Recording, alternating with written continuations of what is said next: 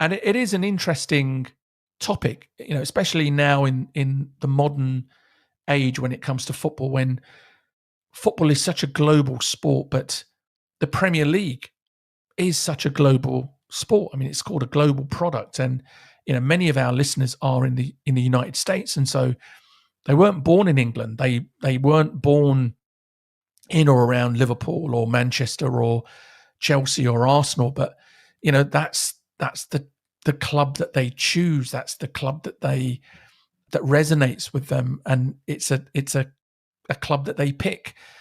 I suppose traditionally, particularly in England, there were two ways that you supported your club. That was one, where you're born, right? So if you're born in Liverpool, you'll support either Liverpool or Everton. If you're born in Manchester, it's going to be City or United, or it was inherited from your father, which is the case for me. I'm from, but my dad got me a Liverpool shirt when I was 4 years old, and that was it. I'm a Liverpool supporter. That's it.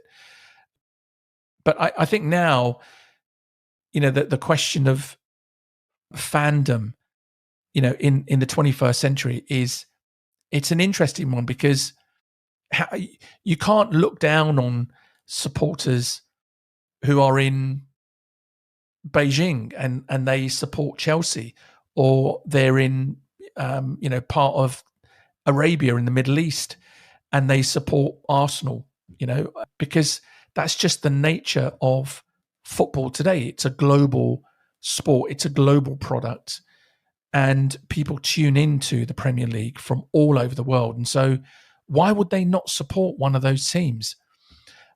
So I get where the club is coming from when it talks about a local fan base, but I think when you get to the bigger leagues, it's just inevitable that you're going to have a global fan base. Liverpool have always had a global fan base, and Manchester United the same.